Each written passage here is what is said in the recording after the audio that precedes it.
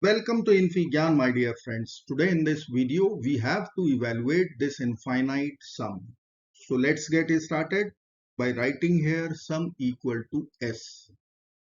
We can write its general term Sn equal to 1 over n times n plus 2 times n plus 4.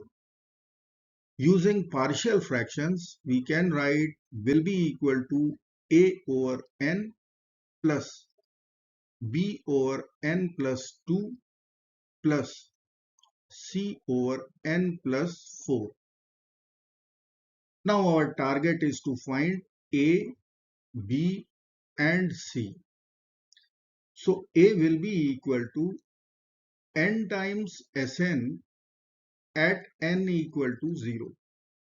If we will multiply n with Sn, we will be getting 1 over n plus 2 times n plus 4. Now we have to put n equal to 0. So there will be 2 times 4 in the denominator. We will get 1 over 8. So in place of a, we will be writing 1 over 8.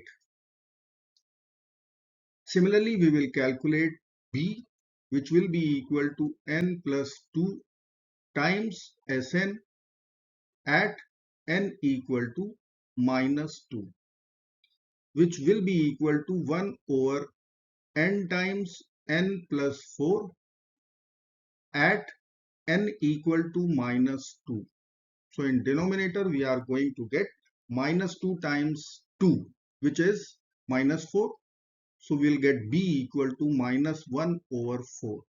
So here we'll be writing minus 1 over 4. Similarly, we will find c, which will be equal to n plus 4 times Sn at n equal to negative 4. We will get 1 over n times n plus 2 at n equal to minus 4. We are going to get value 1 over 8. So we will be writing 1 over 8 in place of c. Now we will write Sn.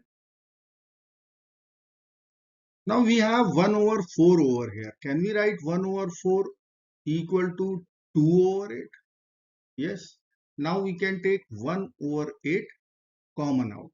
So in the bracket we will be writing 1 over n minus 2 over n plus 2 plus 1 over n plus 4. This is equal to Sn. Can we write sum S in terms of summation? So we'll be writing sigma n equal to 1 to infinity 1 over 8 times 1 over n minus 2 over n plus 2 plus 1 over n plus 4. Now we can split 2 here, 1 plus 1. So I can write 1 over 8 is constant times sigma n equal to 1 to infinity in bracket 1 over n minus 1 over n plus 2. Then we will put here minus sign. We will use sigma. We will write n equal to 1 to infinity. Then we can write 1 over n plus 2 minus 1 over n plus 4. Now we will consider this sigma only separately. Let me write here. So let us simplify this sigma first. Let us assume n plus 2 equal to k. So if n equal to 1, then k will be equal to 3. So we can write this sigma with variable k equal to 3 to infinity. In bracket we'll write 1 over k minus 1 over k plus 2. Now we have k from 3 to infinity, which we can write sigma k equal to 1 to infinity 1 over k minus 1 over k plus 2. Then we have to subtract sigma k equal to 1 to 2, 1 over k minus 1 over k plus 2. Now before that there is minus sign. So we will put one minus over here. Minus times minus becomes plus over here. Here we'll be writing s equal to 1 over 8 in bracket sigma n equal to 1 to infinity 1 over n minus 1 over n plus 2. Now we will be cancelling these two summations. Only change of variable is there.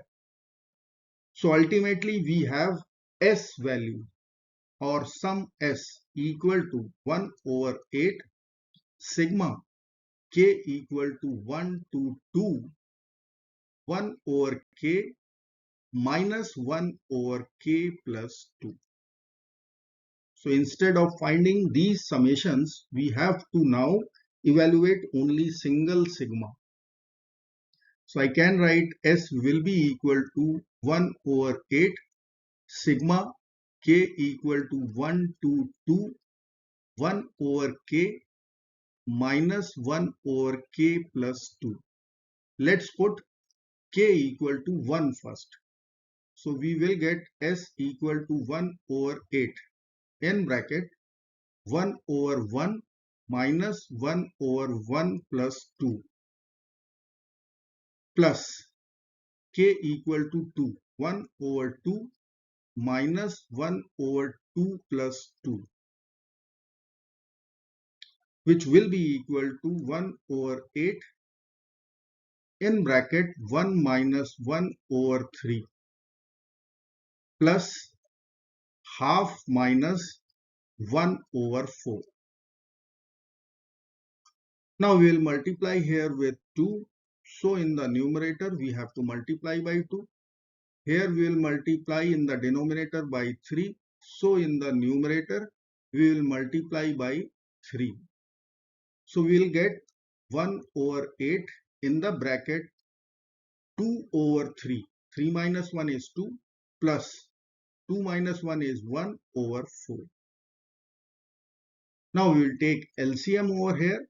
1 over 8 times LCM will be 12. We will get 8 plus 3 in the numerator. So 1 over 8 times 11 over 12.